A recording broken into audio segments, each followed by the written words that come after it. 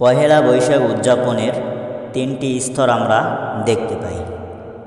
প্রথম স্তর হলো পহেলা বৈশাখ উদযাপন করত জমিদারগণ, সম্রাটগণ।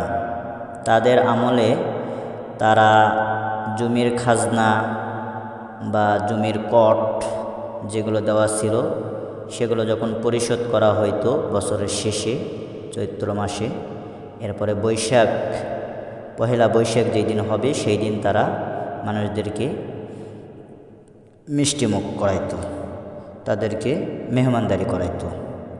এটা হলো প্রথম পহেলা বৈশাখ উদযাপন যখন শুরু হয়।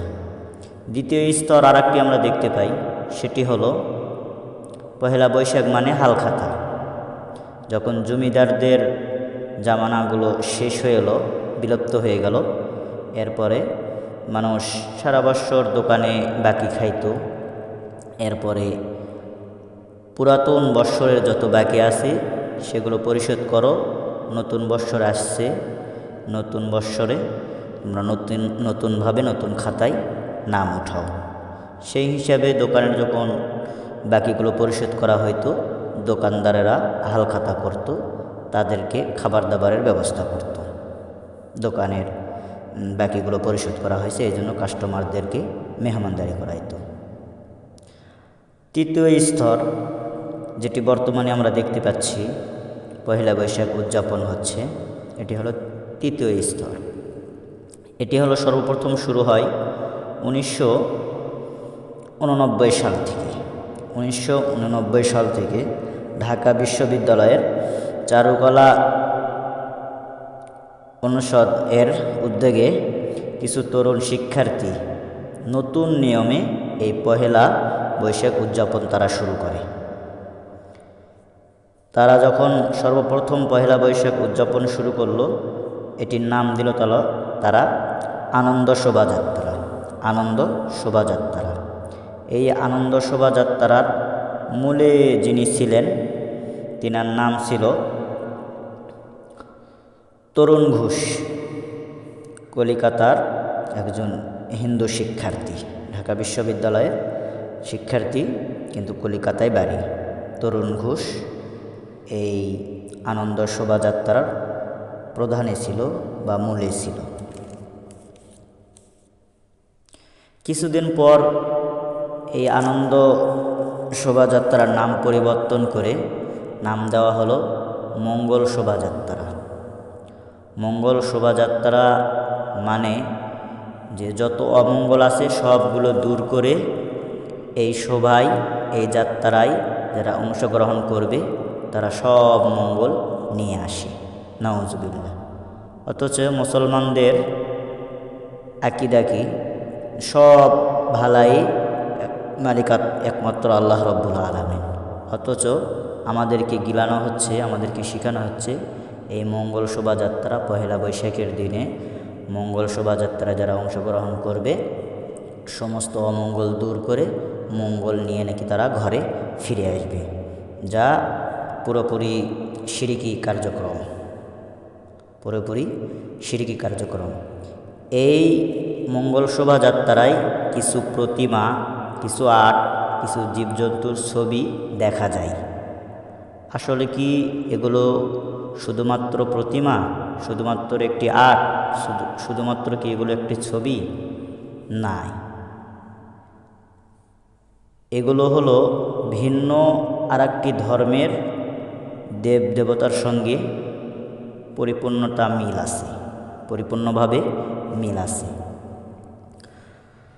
হাদিস শরীফে আল্লাহ রাসূল সাল্লাল্লাহু আলাইহি ওয়াসাল্লাম বলেন, ওমর রাদিয়াল্লাহু তাআলা আনহু থেকে হাদিসটি বর্ণিত, যে ব্যক্তি বিজাতির সাদৃশ্য অবলম্বন করবে সে তাদের দলভুক্ত বলে গণ্য হবে। অর্থাৎ মান তাশাব্বাহা বিকওমিন ফাহুয়া মিনহুম। তাদের সঙ্গে সাদৃশ্য কেমন হয় আমরা একটু দেখি। সেই মঙ্গল শোভাযাত্রার ভিতর আমরা দেখব মানুষের হাতে হাতে পেঁচার ছবি দেখা যায়। পেঁচার ছবি দেখা যায়। পেঁচা হিন্দু ধর্মের বিশ্বাস হলো পেঁচা এমন একটি পাখি, সে নাকি মঙ্গলের প্রতীক। এই পেঁচা পাখিটা মঙ্গলের প্রতীক।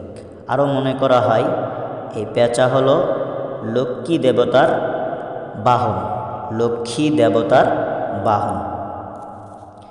এই পেঁচার মুখোশ বহন করলে লক্ষ্মী নাকি ঘরে আসবে, অর্থাৎ মঙ্গল ঘরে আসবে, এমনটি ধারণ করা হয়। নাউজুবিল্লাহ।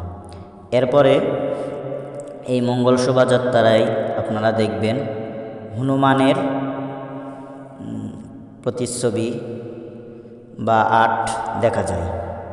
হনুমান হলো রামের বাহন, হনুমান হলো রামের বাহন। এরপরে দেখবেন হাঁসের ছবি, হাঁস হলো সরস্বতীর বাহন। এরপরে হাতি, বাঘ এবং সিংহ দেখবেন, হাতি, বাঘ এবং সিংহ এগুলো হলো দুর্গার বাহন। এরপরে এই শোভাযাত্রায়, মঙ্গল শোভাযাত্রায় আপনারা দেখবেন ইঁদুরের ছবি, ইঁদুর হলো গণেশের বাহন। এরপরে আপনারা দেখবেন গাভীর ছবি, এটা হলো রামের সহযাত্রী। এরপরে আপনারা দেখবেন ময়ূর হলো কার্তিক এর বাহন। এরপরে আপনারা এই মঙ্গল শোভাযাত্রায় দেখবেন খেপা ষাঁড় বা ক্ষিপ্ত ষাঁড়, এটা হলো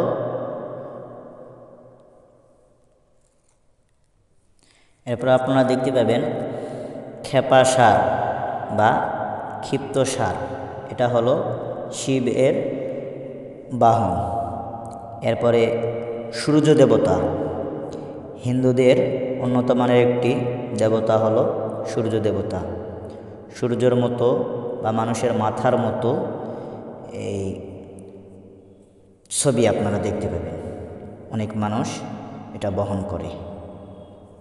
তো এ মোটামুটি ছিল যে আমরা মঙ্গল শোভাযাত্রা, পহেলা বৈশাখের দিনে যে মঙ্গল শোভাযাত্রা আমাদের ছেলে মেয়ে বা আমাদের আত্মীয় স্বজন যারা পালন করতে চাচ্ছে, এই সমস্ত হিন্দুদের দেবদেবতার সঙ্গে মিল থাকতেছে, মোশাবা থাকতেছে, সাদৃশ্য হইতেছে।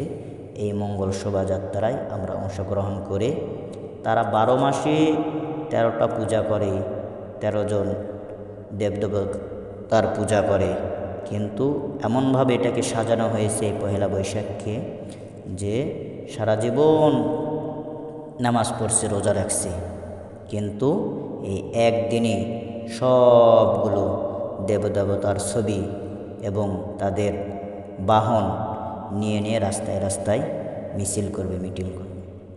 এই জন্য দোস্ত আমরা সকলেই ইনশাআল্লাহ অবশ্যই পহেলা বৈশাখের এই সমস্ত শিরকি কাজ থেকে হেফাজত থাকার জন্য চেষ্টা করব। আল্লাহ রাব্বুল আলামিন সঠিকভাবে আমাদেরকে সমস্ত গুনাহের কাজ থেকে হেফাজত করুক। আমিন।